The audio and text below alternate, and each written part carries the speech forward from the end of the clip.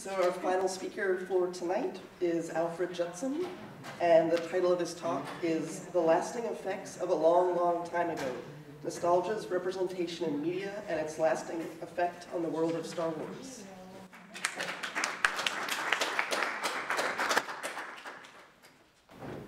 All right, here we go.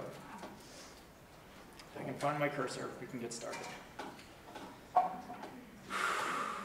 Okay, so I chose to talk about nostalgia to begin with when I started looking at senior project ideas.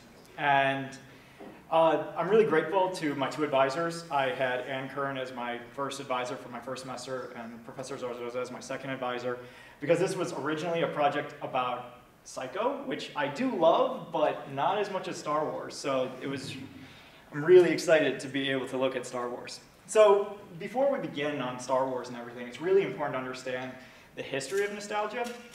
Nostalgia begins as a disease around the 1400s. It's at an era when people are starting to branch out or be taken away from their homeland. And it's the idea that you begin to long for and desire to return to that space, and you end up feeling sick and nauseous and awful, and it's something that doctors decide is a pandemic. It is spreading rapidly across Europe, and for a long time it's treated as a disease.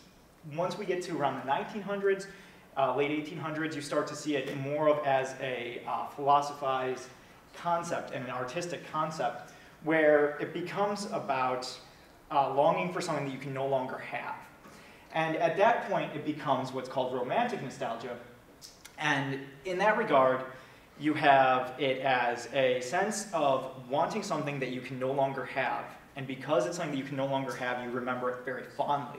So regardless of the actual circumstances under which the event took place, you have this very longing, loving sense of what it was.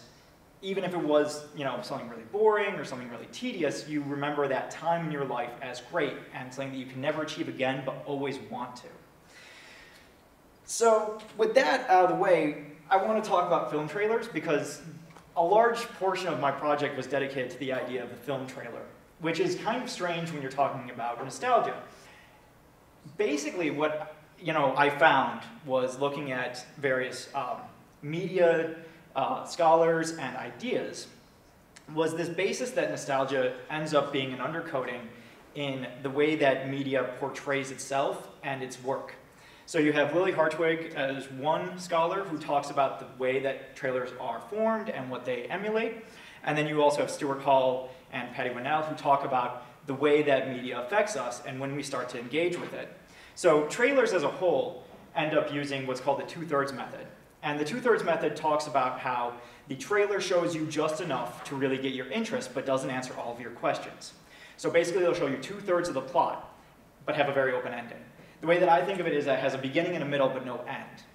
And they are designed with the intent, especially nowadays, to engage with people that already have an understanding of what the medium is portraying. So a movie based off of a book. It tries to engage with the people that already know the book. And that way, you can kind of start a basis of people that are going to actually go out and try and engage with other people in seeing this movie. They spread word of mouth and they try and get people to go and see this movie because they're already excited about it. And as such, it builds this basis that is kind of not true because the film trailers are telling their own story. It's actually really commonplace now to see trailers that, one, tell many different kinds of stories when they're trying to promote a film, and two, have nothing to do with the actual plot of the movie. So the idea is rather to try and entice people to come and see the film based off of the trailer and the representations that it gives. So the reason this is important is that in looking at Stuart Hall and Patty Winnell, they talk about the way that media addresses us. So if we look at trailers as a way that media addresses us, they are trying to emulate ideas that we are familiar with. So a trailer for a movie doesn't have a genre. There is no genre explicitly given, in that it will emulate ideas, really vague but solid ideas of what that genre is about. So a Western film will have a trailer that features horses and cowboys. Not really all the tropes that we've come to understand are part of the Western, but ideas that represent the Western in our mind. Science fiction films will have spaceships and robots and aliens, but it won't actually represent the ideas that we hold as part of what science fiction is, just the overlapping idea of what it could be. So, as such, we have to look at how these influences first get to us, because we're looking at an idea that is, how do I want to put this? Basically, you have concepts that are sewn into our understanding of media at a very young age, which is where we get Hall and Winnell, because they talk about the idea that media is something that we engage with first when we're about 5, and that's when we start to really understand what we like and engage with. And between the ages of 5 and 12, 5 and 14, we start to really decide what we like, and that will spur us on throughout our lives. Basically, we will continually look back at what those images were and what engaged our imagination when we were adolescent, and we will try and pursue that as something that we can recapture, which goes back to the idea of romantic nostalgia, because now we're talking about something that you can never actually fully recapture, but it is implied that you can. When you see a movie, when you see a movie trailer, it implies that it will be just like all of these other things that you understand. You see a movie, like let's say Transcendence. You see a movie, like a movie trailer like Transcendence, and you know Johnny Depp's in it. So you already have a pre-idea of what Johnny Depp is as a person and as an actor and why you like him. And you see that it's a science fiction film. And it's a new age science fiction film, so it incorporates ideas that we're familiar with, like the internet and technology, but in a new and different way. I have seen so many trailers recently that I don't even know what the actual story is, because it's not about the story, it's about promoting the director, the writer, the actor, and the concept, not the actual film. And a lot of the time you'll actually see, as we get closer and closer to the date that the film opens, the story portrayed in trailers changes. And that's because we're trying to, or rather the studios are trying to entice our interest based off of our concepts that we bring into a film, which are based off of those concepts that we established when we're kids.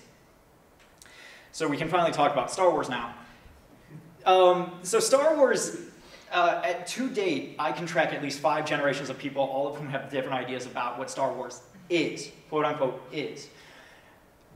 One of the big things about Star Wars is that it is highly nostalgic for everybody, probably most of all George Lucas, because George Lucas bases a lot of the ideas and concepts in Star Wars off of his own life.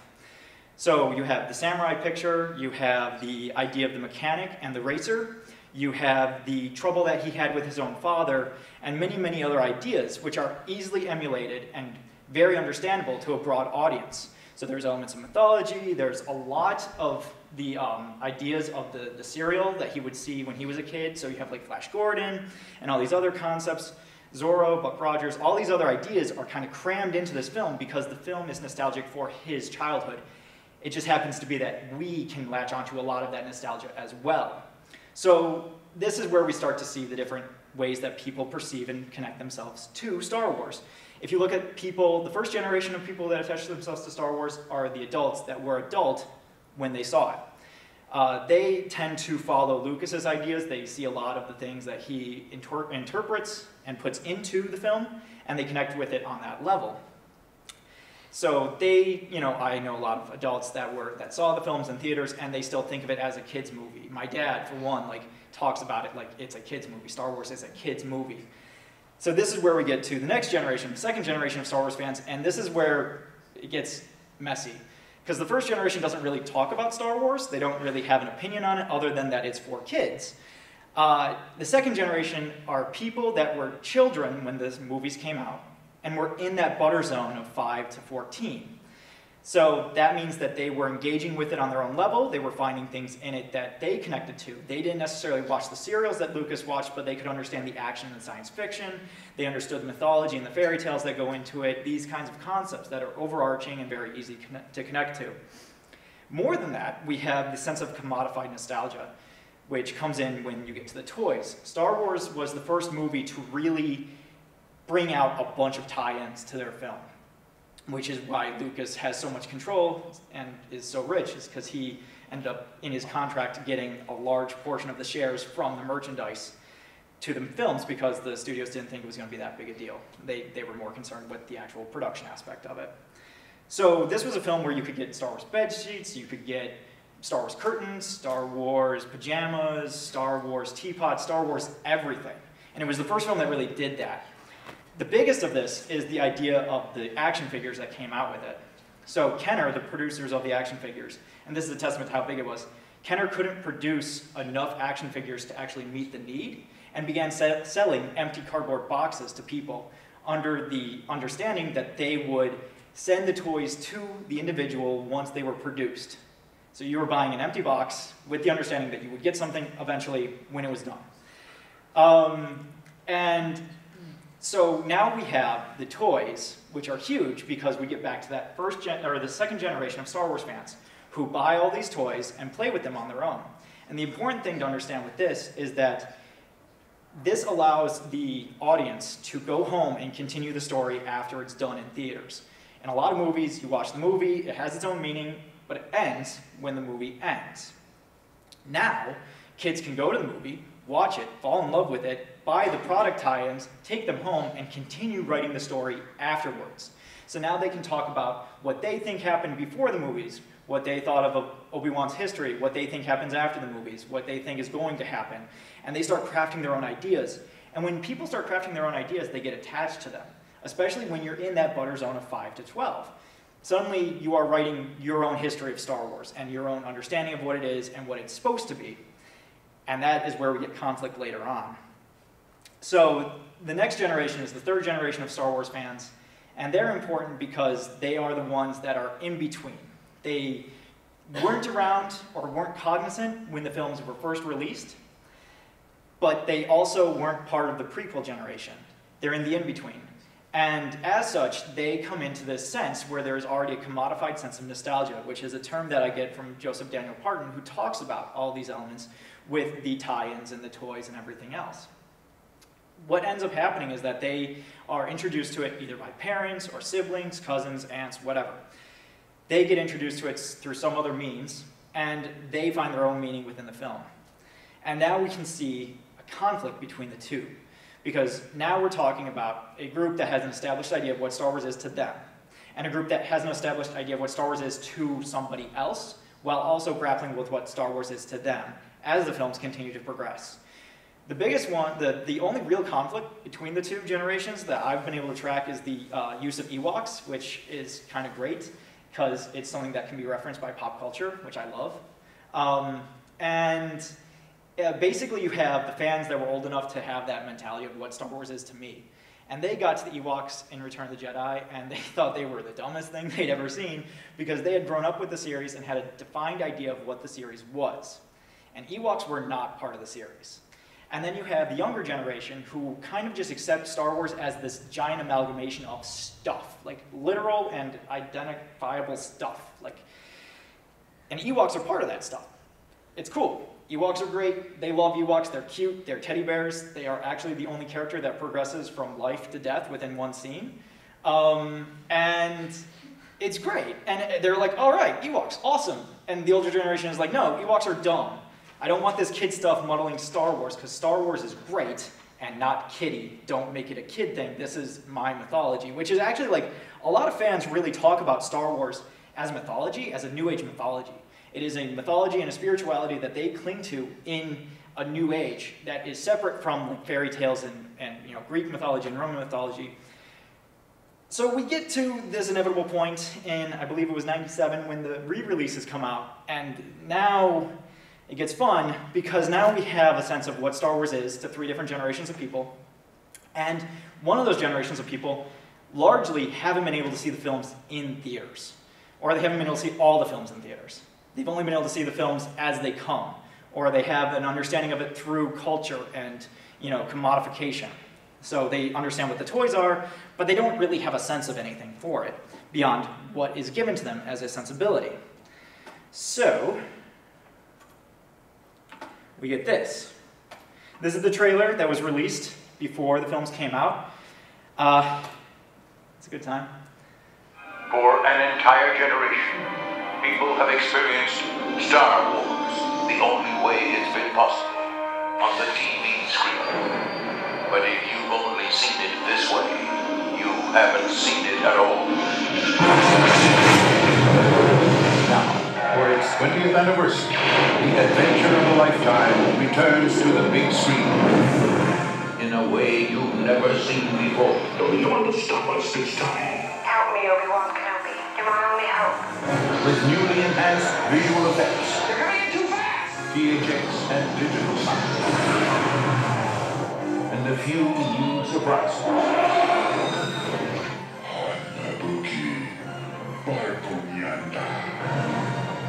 On President's Day weekend, 1997, Good luck. George Lucas and 20th Century Fox invite you to welcome back Luke Skywalker, Princess Leia, Han Solo, Darth Vader, Obi-Wan Kenobi, Chewbacca, C-3PO, and R2-D2. Finally, the motion picture event, the way it was meant to be experienced. This will be a day long remembered. As the entire Star Wars trilogy returns. On February 14th, Star Wars, followed soon after by The Empire Strikes Back, and then Return of the Jedi. Move closer! For a whole new generation who have yet to experience on the big screen. And for everyone else to experience it again.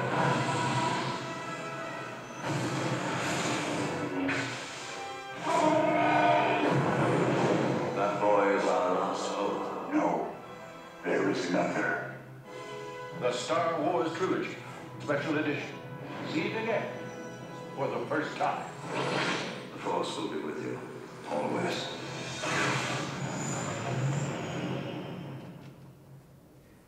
There's a lot going on there. So immediately we have a bunch of buzz terms being thrown out. You have the idea that for an entire generation, people have only been able to see Star Wars on the small screen. Now you can see it for real. Your previous experience with Star Wars is invalid. You have not seen it in theaters. You need to see it in theaters. If you want to have the full Star Wars experience, if you want to be a Star Wars fan, you got to see it in theaters. You haven't seen anything yet because you haven't seen it in theaters. So already we're attacking people's sense of what Star Wars is to them because it's no longer valid if you haven't seen it this way. On top of that, we also have kind of this evening and leveling of the playing field because now we're throwing in new stuff. The old stuff was great. It was awesome. Here's some new stuff, though. For the people that have seen it, now you can go and see it different, and it's going to be even better because now we've added all these special effects, and it's great, and it's exactly what Lucas wants it to be in this particular moment anyway, and we're going to, it's going to be great. And, now you and your older siblings or your parents or whoever introduced it to you are on an even playing field because maybe you haven't seen Star Wars, and they have, but now you're both seeing the films in a whole new way. And then we get to the ending, and I love the ending. I love that last line of see it again for the first time, and that plays right into that concept of romantic nostalgia. Now, you can go back, and after all of these years, after not being able to see Star Wars for, decades, at this point it was 2 decades since the original release, after not being able to see it for years, you're going to see it again, and it's going to be just like the first time you saw it. And it's going to be even better. So, this concept that we can give you all of these ideas and all of these wants and desires, and we're going to deliver on all of them, and it's going to be great, and everything you could ever imagine is just not a good idea, but that's how they promoted it, and that's what they wanted people to think, is that I can go in and I can see this movie, and I will have all the cultural capital that my parents and my siblings and everyone else that I knew who introduced me to Star Wars has, and I will be on an even playing field with them, and it's going to be great, and it's going to be awesome, and I will finally have my Star Wars experience regardless of what I had already had. And then that didn't happen. So Lucas has this theory, which is, to be fair, true, is that the films are his, and they are, very nostalgic to him. Like I said, they are very much based off of his own childhood experience. So when he sees all these new technologies coming through the tube and allowing him to do all these things, he says, I love Star Wars, but it's not perfect, and I can make it better. Maybe not perfect, but better. And so he goes through and he starts making these changes. And this starts really it's a bad idea because now you're starting to mess with what is established as a New Age mythology for a bunch of people. So one of my favorite things, and I have it on my shirt, is that he goes through and he takes Han Solo, this very iconic character who is a very dangerous person and very, ambitious to the point where he doesn't really care what happens to anyone else, and if he's making money, even better.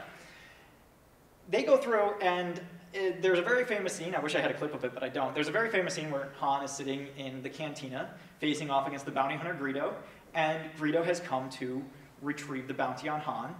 Han is in the process of going to Jabba the Hutt to get paid, because he just got paid by Luke. And instead of kind of doing the dance with Greedo, Han just shoots him and is like, we're done with this, I'm gonna go. When Lucas went back, at this point, there's a really great article by John Seabrook who went through and talked to Lucas and right before the re-releases happened, and it's great because it gives you this sense of what the actual mentality was, because at that point, Lucas was still king. Even to nerds, Lucas was king. He was great. He had given them a childhood. He had given them something that they could latch onto that was their own. And when Lucas goes back and revisits the scene, Seabrook talks about how, at this point, Lucas has kind of had his mentality on life changed. He has kids, he wants to portray things in a kid-friendly environment. And so he goes through and kind of doesn't want Han to be a scumbag. So he has Greedo shoot at point-blank range and miss so that Han has a chance to reciprocate. And this incenses fans to a whole new level because you're basically taking Han as a figure and watering him down because now he has a reason to shoot back. And we don't have that sense of danger or trepidation when it comes to Han as a character who could betray us at any time because he just shoots people, if they're in his way. So this is one of many, many issues that come up in the re-releases because Lucas has gone back and decided to change it. And what we end up seeing is the result is that people feel that their nostalgia and their childhood is being invalidated. Because now Lucas is saying, what you had wasn't good enough. What you cling to and what you have, in some cases, as strange an idea as it might be, what you have built your moral code around. Because people did. People built their moral code around the ideas and teachings in Star Wars, which are, honestly, part of what Lucas drew from is a bunch of different kinds and types of spirituality. So it's not necessarily too foreign an idea, because, now people are seeing this, and this might be the first time that they connect anything spiritual as a kid, and that's how they build their life. Lucas is saying, not good enough. It doesn't match what I want it to be. This is what I want it to be, but only in this moment because I'm still going to change it. So as a result, we have this sense that now childhoods and nostalgias are being rewritten because they are suddenly not good enough. This only intensifies because of the fan culture surrounding Star Wars. Star Wars famously has a great fan culture, and it was one of those things where, going back to that idea of having toys that you play with as kids, you start building your own history for Star Wars and understanding of it. There's an entire extended universe that talks about just about anything in the series you could ever want. Some of it is canonical, some of it isn't, and the idea behind the use of canon in there is crazy because, in short, basically Lucas has to authenticate anything canonical, and he has a Star Wars Bible that says what is and isn't, and if you want it to be canonical, you have to go to him and get it approved. Fans don't really need to do that, though, and it's part of the tricky relationship that they have, because fans were really aided by Lucas. Lucas is a big fan of fan films. He wants to make it possible for fans to produce their own versions of Star Wars. That's one of the things that the toys did, and he understands that, and he wants to continue to do that, but he also doesn't want anybody to say that their version of Star Wars is better than his own, because he, too, has that sense of nostalgia for the series, because it's based off of his childhood. This is where we also end up getting the various generations of other Star Wars fans. And what's really interesting here is we get The Phantom Menace, which was another film when the trailer came out that was highly promoted to answer all the questions you might have about Star Wars. You have a lot of very famous characters, not actors, but very famous characters being introduced to each other. You have a scene where Obi-Wan Kenobi meets Anakin Skywalker, and it's right smack dab in the middle of the trailer. You have all these concepts. You have the reintroduction of R2-D2. You have C-3PO, barely built. You have all of these ideas that are just there to make nerds really, really excited about what's coming, especially after the re-releases. This is going to make it better. This is going to be great. It's a mulligan, whatever. You broke my heart, but it's okay. We're going to do this instead, and it's going to be awesome. And then it came out, and we need to go back to this idea that Lucas talks about the films as films for children, and he promotes the films as films for children. He has always thought of and continues to think of them as films for children, regardless of subject matter and how people approach them. As such, Lucas creates a world that is more for kids. And the result of which is that a lot of people were disenfranchised and really angry because they had gotten really excited about it and they went to see it, and then it was a film for kids. And they didn't find that connection. Again, it was a film promoted with this idea of romantic nostalgia. You can go back, it's going to be your childhood, it's going to be great, it's Star Wars, it's a new Star Wars, it's a Star Wars that you actually really haven't seen, as opposed to a Star Wars that you have seen, but with new stuff thrown in. It's like a really new Star Wars. And it made fans really angry because now not only was their childhood being violated, but now it was being like cast aside, because it was like, you need to, he's basically saying like, you need to get over it. This is not for you anymore. You need to grow up. You don't need this. This is not meant for you. This is meant for kids. Grow up, find something else. I don't care what it is, but it's not important that you attach yourself to this anymore because I am making this for kids. The really interesting thing about this is that kids love the new trilogy. They think it's great. There's 2 generations of kids now that have come out since the trilogy, the second trilogy, has been released. You have the people that were kids that were just getting into Star Wars when it came out, and then you have like the most recent group that are kids now. And the people that were kids when the series came out attached themselves to it. It was their Star Wars. And it didn't hurt that the older generation was largely rejecting it. The older generation was like, I don't want this. This is not mine. I don't know whose it is, but it's not mine. And the younger generation was like, oh, if you don't want it, I'll take it, that's cool. Now I have my Star Wars, and I have all of my toys, and I have all of my characters, and it's an even deeper universe, and I don't need to worry about it. Fans were just like totally divided. There are still a lot of older fans that try and defend it, and they're harassed on the internet because that's what people do on the internet, as much as I love it. And, you know, it's, I mean, the fan, if I can talk about it for just a moment, the fan, you know, relationship with Lucas is very strained because, you know, fans want to write their story that they came up with when they were kids playing with the toys, and that doesn't always mesh with Lucas's perception of what should be.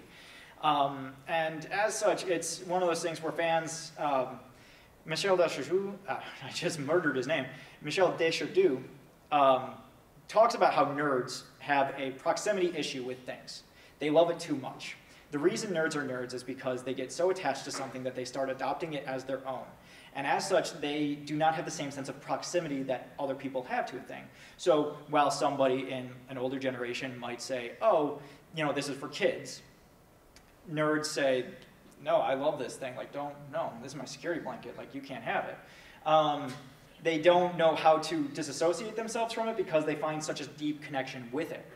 So, you know, Lucas at the same time helps these fans create things by putting all of the sound effects to Star Wars online and has fan contests where he awards people for the best representations of fan films, but then also says, the moment you think that this is yours, I'm going to tell you no. If you have, there's, Henry Jenkins wrote a long piece on this in which he talks about erotic fan fiction for Star Wars, and Lucas raising several lawsuits against people for writing erotic fan fiction because it went so against his version of what Star Wars was, that he was like, nope, we're not doing that. So it's a very tenuous strain, but it's very interesting because we have all of these different, you know, fans that identify with it, right up until now, where there has been an animated series with several seasons, several animated films, all of the, you know, 6 films, and now a new one coming out. And for the, you know, 2 most recent generations, they see it all as Star Wars. It's all Star Wars. Jar Jar Binks is Star Wars just as much as Han Solo is Star Wars, just as much as Lando Calrissian is Star Wars, just as much as Digital Yoda is Star Wars. It's all Star Wars. And older fans are like, yes to some, no to others. And it's complicated, I guess is what I'm trying to say, because it is that idea that you understand what Star Wars is to you based off of the experience that you had when you first found it. So somebody who uses it as a way to represent what media should be is going to be very, very insulated against other ideas that may change what Star Wars is. One of the big things is fans saying that one of the big problems is that the new films do not, the new films do not have the same sense of mythology and spirituality, and instead try and use special effects and CGI to kind of, you know, just make it something else. It's a lot flashier, but there's no substance to it. Whereas newer kids are just like, it's all Star Wars. I don't care. That's not important to me. What's important to me is that it has that brand name. It is Star Wars. So when I finished this project, the new Star Wars film had just been announced, and at that point, J.J. Abrams was signed on, Mark Hamill was signed on, Harrison Ford was signed on, and Lawrence Kasdan, who is largely thought of as the writer for the best Star Wars film, Empire Strikes Back, they were all attached to it. And I think, especially in the case of Lawrence Kasdan, it was really a call out to fans to be like, hey, you know, Lucas, A, is not involved, and B, we have this guy who wrote the best Star Wars film that you all agree is the best Star Wars film, and he's going to write the new one. So, like, it's going to be great. What I find really interesting about it is that since then, we've had a lot more people be signed on to do it. Now Carrie Fisher's attached to it. Anthony Daniels, Peter Mayhew, Kenny Baker, a bunch of people are attached to it, along with a lot of the producers. They're all attached to make it now. And it's kind of a callback to you know, the original series, but you also have all these new actors, which many of whom are unknown at this point. You know, there are a few that are up and coming, but largely there aren't a whole lot of actors here that are like really well known to the mainstream public, which is kind of reminiscent of when the films first came out. You know, the cast of the original Star Wars was not hugely known. Alec Guinness was big, and that was really it. Like, nobody really knew a whole lot of other people attached to it. So I find it very interesting, and the biggest question I have is just who is this demographic going to be targeted? You know, are we going to have it be targeted towards the new generations that say that all of everything is Star Wars? My perception from what they've released, though, is that they really want to, you know, coddle the old generation, the first two generations, and say, hey, you guys got screwed on the last trilogy. We're going to do better this time. We're going to bring in everything you love about Star Wars. It's going to go back to its roots. Don't worry about it. It has all your favorite characters in it. It's going to be great. But, and here's the point at which fandoms get crazy, and I kind of want to distance myself from them as a fan. I can pull up polls online that are, or not polls, petitions online that say that Mark Hamill 100% has to have a beard in this. And if he does not have a beard, I will be hugely disappointed because he had a beard in the extended universe. And that's the point at which I'm just like, okay, guys, we need to slow it down. Let's take a step back. But there is this huge debate of whether this is going to be extended universe compatible or whether it's going to be a whole new thing. And Disney is largely being like, well, we're really, going to try and lean towards the old Star Wars, and the extended universe, we might take some stuff from it. We'll see. Because the extended universe is a whole thing that I couldn't get into if I had 2 hours. It's a whole thing. So it's very interesting, and I do think that they're going to aim it towards an older generation. I just wonder how that's going to end up, especially since they've been teasing a lot of different ideas, from like a whole trilogy based off of after the films to like this idea that there's going to be a Boba Fett film on his own. And Boba Fett as a figure is very important to fan culture, and like that was one of the things that they leaked. And one of the first things they leaked was that Harrison Ford and Mark Hamill were attached to it. One of the other things they leaked was that they were going to have a Han Solo and Boba Fett film. I have no idea how that's going to work out, but that's what they want to do. And it's because it goes back to that idea that Lily Hartwig talks about, where you want to get the fans involved early, because they're the ones that are going to do the promotions for you. You don't have to make promotions if fans are already out there talking about if Mark Hamill needs to have a beard in this or not. It's drawing attention to the films already on its own. The fans are going to continue to make more and more news about it. There's not even a trailer. They only just released the whole cast list, I think, 2 days ago. And there's just buzz everywhere online about Star Wars. The film is going to come out in December of next year, and people are already like, can I buy my ticket now?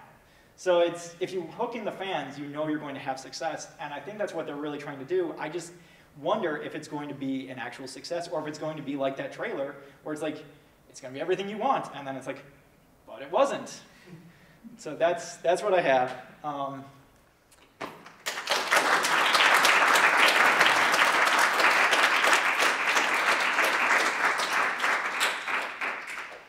Any questions for Alfred? Yeah. What's your personal opinion of Ewoks? I love Ewoks. When I found a video talking about the idea that Ewoks are the only characters that actually go from being alive to dead on screen, that was the moment I was like, I already loved Ewoks, because I was born in '88, so I was part of the third generation of Star Wars fans who have an association of it beyond the first 2 generations, and I have my own idea of it, and so of course I love Ewoks, because when I first saw an Ewok, I think I was 9, and I was like, awesome, teddy bears, like, fighting and, like, killing things, this is great, can I have more of this? But it really is, if you go through Return of the Jedi, there's a point at which an Ewok is running down through Endor Forest, and there's an explosion, and he and his little buddy get thrown down a hill, and the little buddy like wakes up and he goes over and he shakes the other Ewok, and the other Ewok doesn't get up, and then the little buddy starts crying, and it's like, where did this come from? Like, it's kind of shocking to watch. But yeah, Ewoks are the only characters that go from being alive to dying to dead, and then actually stay dead on screen. There are a lot of characters that die, but we don't see them dead on screen for an extended period of time. Yep. So when you watch the original trilogy, and I assume doing this project you return to it. Oh yes. Every now and then. Do you watch the, like the 2011 Blu-ray updated so far current edition, or do you go to like the 2006 anamorphic? Neither, actually. I'm so deep in this that I have friends that have recut the series back to its original form, the 77 form. So it's not in HD, but it is the original cut. And I actually got to introduce my friend Kelly to it, which was very interesting, because it was, she was not part of, you're probably part of the fourth generation of Star Wars fans at this point. It was very interesting to watch the difference. And whenever I go back to the series, though, I always go back to the original cut because I just can't. Like, this is actually true. When I was in the library earlier today preparing some stuff, they had the library sale, and I went over, they had a bunch of VHS tapes, and there was Return of the Jedi and Empire, and I was like, oh my god, Return of the Jedi and Empire on VHS. And then the second thing I looked for was what edition they were, and it was special edition. I was like, nope. And I was like, I'm not having that. And so you can offer me, a $2 VHS of Star Wars, and I'll be like, what edition is it? Like, I love Star Wars.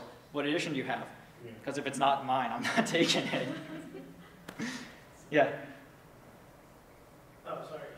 I had a question because when you talk about the trailers, they serve a different function than a film does. And the trailer, I think, runs more like a propaganda film that, it can speak directly to you and has a very obvious message.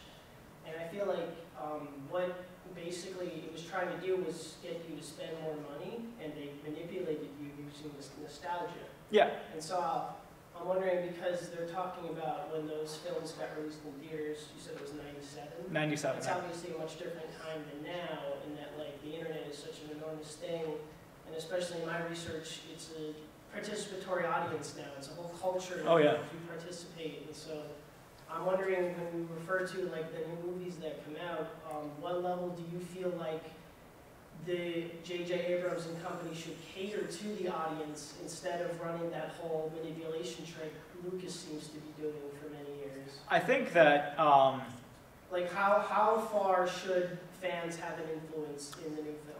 I don't think the fans should have an influence per se, because again, we're going to have that argument about whether Mark Hamill needs to have a beard in this film, which is just, it's not a good argument, and it just debases your entire theory. It's not going to be good. It's one thing to argue the pros and cons of midichlorians, which the answer is no. Midichlorians are not a thing, and they shouldn't be. But to get back to your actual question, I think that the studios should try and appease the fans. I do think that you're going to have much more success just on a, if we're talking about just on a financial basis, you're going to have a lot more success if you get fans to enjoy the film. That being said, when Phantom Menace came out, there were people that saw the film, hated it, saw it again, hated it, saw it again, saw it 10 more times to make sure that they hated it. And this was not like a small group of people. This was like a large group of Star Wars fans who went back over and over and over again because they felt like they must have missed something. And they didn't. It just wasn't a film that was catered to them because it was made for kids. So I think that when it comes to these films, I think in terms of the actual trailer, when they release a trailer, I think it's going to be very reminiscent of some of the teaser trailers for Phantom Menace, where they had the Darth Vader breathing and a lot of just shadows and echoes, just nothing solid, but just ideas and concepts kind of being slid over the table to you. I think that the new films are going to be exactly the same, with maybe minor differences, because there's not going to be a Darth Vader, obviously. But I think that it's really I think they're going to cater the trailers to the fans that are going to give them the biggest bang, which is going to be the people of my generation and the second generation of Star Wars fans, because they're the ones that are most vocal over the internet at this time. I think that you do have the argument that people that love the Phantom Menace are very vocal as well. I just don't know how much they're going to be able to stand up against the voices of two other generations of Star Wars fans who have already kind of chased people. I mean, the two generations of Star Wars fans are largely responsible for why Lucas left it. He sold it to Disney because he did not want to be under the shadow of Star Wars anymore. He did not want to have to deal with that. He wanted to go off and do his own thing. He did not want to be, tied to this series anymore, and he was willing to give up all of that nostalgia that he had for it in terms of the control, because for him, it's all about control. For him, it's all about saying, like, this is my thing. I'm going to make it however I want. I don't really care what anybody else has to say, which would be admirable in many circles, except that so many people have such an attachment to it that it kind of comes off as like a screw you to your fans, which is never a good thing to say. So I think when it comes to the actual production for it, I'm still not positive that they're going to aim it at older fans, but that seems to be the way they're leaning, is that they want to aim it towards older fans to kind of get them to have their kids come and see the film, to have them bring everybody they know, because they know that this is a generation of Star Wars fans that will buy 20 tickets to see a movie they hate. So I think that's the way that they're going to go with it. Well, I mean, it just seems like there's a greater level of transparency here than in previous. That is definitely part of their plan, is that they, like I said, they're definitely catering to the older fans. They definitely want to incite this idea that you can trust us, we're not Lucas. Like, that has been the big thing. J.J. Abrams has been on a press tour since he was announced as the director to kind of get his face out there and kind of be like, hey, I'm not George Lucas. I love this series. I'm not going to damage it. I'm from your generation. I know what you feel. I know how you felt about the new ones. I'm not going to do that. I'm going to try and keep the lens flares to a minimum, and I'm going to try and not make it my own thing. But I feel you on all of your complaints. Like, don't worry, I'm going to do my best. So yes, I agree that fans are not necessarily part of the process, but are definitely the audience that is being catered to in terms of the information being leaked at this point. It's definitely all towards fans. It's all definitely like, even when they announced the villain, I can't remember his name. He's one of the actors on Girls.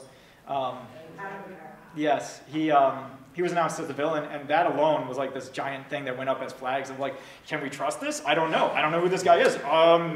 Maybe. I don't like his face. I don't like his style. He's on Girls. I don't like Girls. Like, it's one of those things where like fans are really bipolar about everything, and so they. It's going to be tricky, but Disney seems very adamant that they want to market this to older fans at this point. Once we get closer to the actual release date and they start putting out trailers, we'll see if that changes. But at this time, it's clearly being marketed towards fans.